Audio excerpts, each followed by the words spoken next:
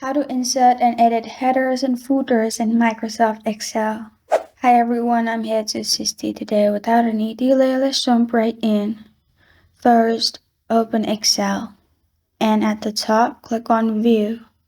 After you click on View, simply click on Page Layout in here.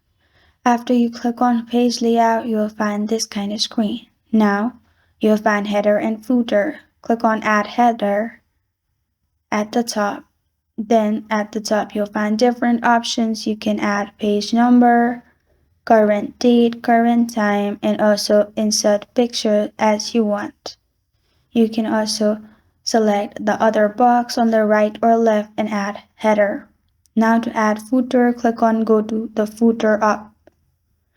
And then you can add anything as you want, same as the header. You can also type in whatever you want to add as your header or footer in this way.